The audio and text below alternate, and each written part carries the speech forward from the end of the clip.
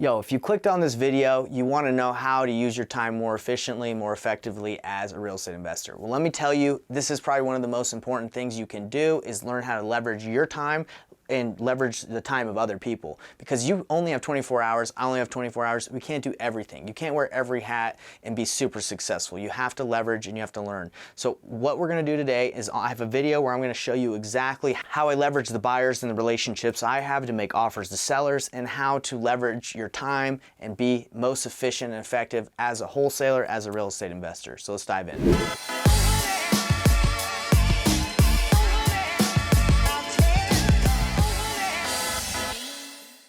Thanks again for tuning in, and before we dive into this video where I show you exactly how to leverage your time and leverage your buyers to make offers and be efficient and effective as an investor, I want to invite you to my masterclass, painlessflipping.com. Check it out. It's absolutely free. I show you my exact strategy, how I leverage buyers and I leverage sellers, how I leverage everybody and use my time most wisely, like in this video I'm going to show you, but it goes more in depth on the masterclass. Let's dive right in. How do you cement yourself in the mind of an agent? So let's just say we found the buyer, or at least we understand our market very well. We make an offer with an agent and they're like, look, the seller, I'd love for you to take this deal. I'd love to get paid on it, but the seller won't budge. So you don't want to just say, okay, well, have a nice day, right? You want to have the right conversation. Be like, hey, I do this all day. I buy properties in this area. I would love to be one of your preferred buyers because I can close ASAP. You know, if you bring me a deal, a pocket listing, I can give you an offer. I can tell you what I'd offer within 24 hours. I can tell you so you're not just waiting for me. Like, I promise you I will get back to you. So that's one of the things. And by the way, what I'm telling you is not something that I made up. This is stuff that I learned. I was at a conference with Brent Daniels last weekend, and some guy that does over $1 million just off of working with agents in one market. He does this process. So I took this process and I wrote it out, and it's amazing. So let me show it to you guys right here. Once you make that offer to that agent, you want to add your agent to this is what he said, into a CRM. Now, if you guys don't have a CRM, Benson, I know that you can have specific lists, right, in Privy where you can keep data, right? Yeah, you can. You can organize the folders into a structure that makes it feel like a CRM without having to go and pay for a CRM. But you know, CRMs are valuable. Like a real CRM with all the bells and whistles can be really powerful. I love CRMs. So I if you guys don't have one yet, it's totally fine. So what is next after you add the agent to the CRM, depending on what you're using, whether it's Privy, CRM, Batch Leads, whatever, you create a list called real estate agents. Okay. So you want to keep those agents in a list. Okay. The ones that you've talked to, because if you don't, then you're going to forget about it. You add a note into your CRM about the conversation that you had. Okay. You don't want to forget the conversation. I know that if I'm talking to a lot of agents, I'm going to kind of forget what we talked about, and they will too. I promise you. So you want to write, okay, this was a great agent. He focuses in Athens, Georgia. He just has a listing randomly in this area I'm looking at, but this is where he's at. Okay.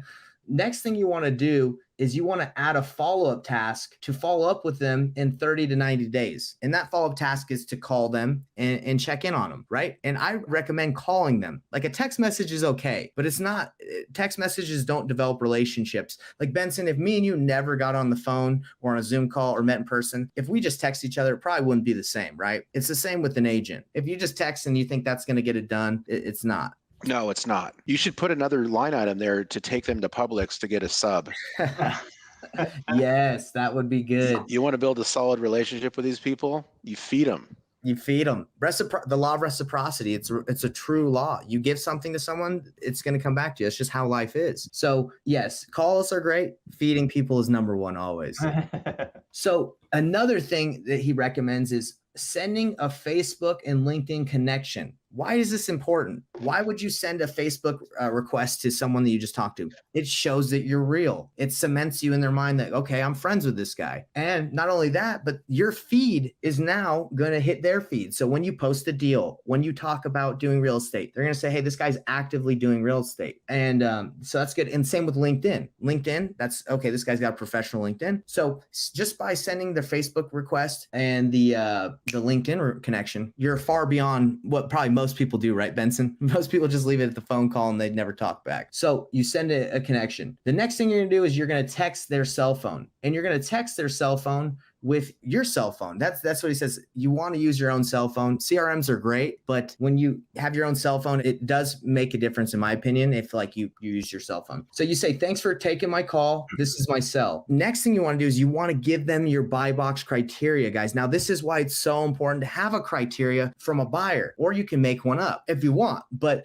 we actually give them the criteria of our buyers. So we know that they can send us exactly what we want. Hey, what is this criteria? This is just the criteria of my buyer right here. I just send them a JPEG and I say, hey, here's what I'm buying. This is what I'm looking for. So now they're like, okay, I'm a Facebook friend, I'm LinkedIn, and I know exactly what this guy wants. Let me go find it, right? Or if it comes across my desk, I'm going to know what to do. You're going to sign your text and just say, hey, Nathan Payne, right? Next thing you're going to do, I know this is crazy, but this is actually going to take you above and beyond. You're going to send them an email. You're going to attach a PDF of your credibility packet. You're going to send them a PDF explaining why you are legit, because these agents, they probably get calls from everyone all the time and they do not know who's serious. So this is a credibility packet I have for my company that I send to sellers and agents. This is my company, Offer on Homes. So if you go to offeronhomes.com, so they can go here. They're going to probably check you out and be like, okay, this guy must be legit. He's got a website. Not saying you need a website, but this is just additional credibility, right? So the credibility packet, if anyone wants to make this super easy, all you do is just a little picture of like your company to explain who you are. I write a little bit of a letter that's just a generic letter that just says, hey, thanks for letting me give the opportunity to introduce myself, and this is who we are. You can put your team, meet our team. You can put a picture of yourself, who you work with. If you're a one-man team, just say, hey, this is me. This is what I do. I'm a buyer. You introduce your team. I actually put testimonials too, just so people like know I've done deals. FAQ page if they want. This is more meant for sellers, like off market, but it works the same.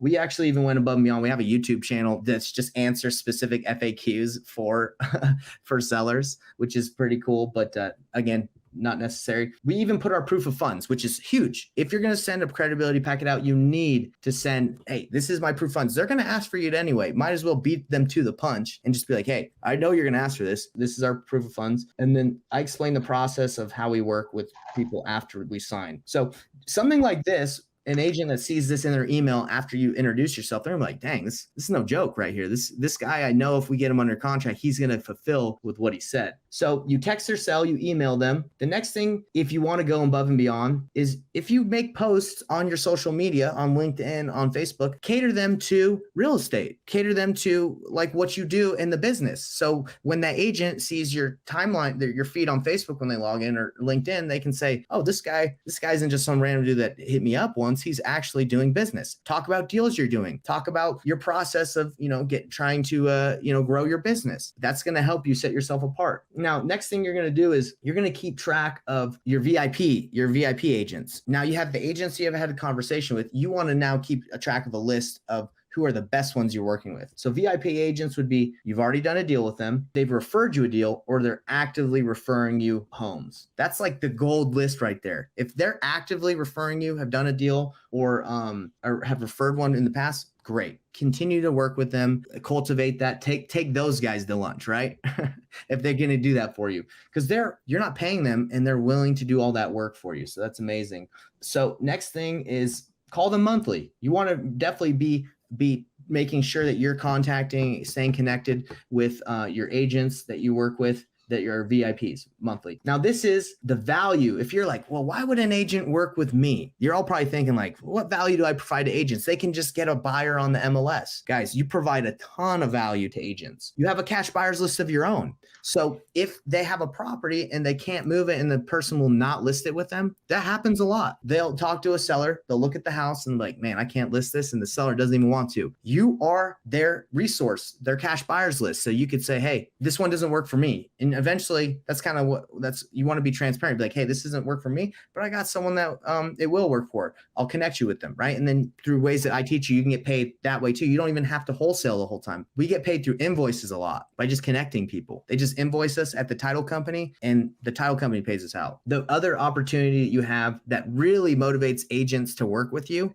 is the double dip strategy and the triple dip strategy. The double dip strategy is this agent is already listing the property. So that's one dip. That's what we're going to call it. One dip. They're listing it. They're getting 3%. You go to them and you say, hey, I'm unrepresented. Can you represent me in this transaction? They're like, of course I can. That's double dip. They get the 3% for the listing and they get the 3% for the buyer's commission. That's double dip. Now, if you really want them to get excited, you say, hey, you got a double dip going on. We can do a triple dip. And what the triple dip is they list it, they represent you. And then after you flip it, either you have them list it for you if you flip the property and they get another 3%, or you connect them with the person you wholesaled it to and you say, hey, you should use this agent. They're great. And then they get 3% for listing. So that agent on one deal, instead of making 3%, just made, what is that, 9% off of, that's a lot of money for that agent. They're going to love you. They're going to be like, wow, I got to do way more deals with this guy.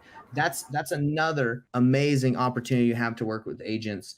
A quick 24-hour commitment to make offers. This is super important. I talked about it earlier. You have to respond to them within 24 hours. If they come to you with a pocket listing and you take a week to respond, they're probably not going to send you much more stuff because they need to know answers quick. Just like we want answers quick when we're trying to wholesale and we're trying to talk to our buyers. Answer quickly. The guy that made the presentation, honestly, I can't even remember his name, to be honest. That's sad. But he said he actually goes and speaks at brokerages. He like makes it a priority of his to network and even go to brokerages and teach them what investing is, to supplant and like make them know, hey, this is the go-to guy for investing. And this guy just wholesales, right? So what I'm trying to say is he has all the buyers in place. He's not just like randomly trying to move these deals after he gets them under contract, because he would burn a lot of bridges, right? So he has, when he makes an offer, he knows who they're going to. And that's how you can actually scale this. But you're not going to be able to scale this process if you're like, well, let me make an offer to this guy, this agent, and promise him I can do it, and then I don't know if I can. No, this is how you scale it. So he goes to these brokerages and he's willing to put himself in front of everyone because he's like, hey, I'm very confident that I can get this done. And last but not least, this is again the above and beyond of the max. He sends out a newsletter every month explaining what agents he's done deals with. He does this all to all the agency networks with. He has their emails and he says, hey,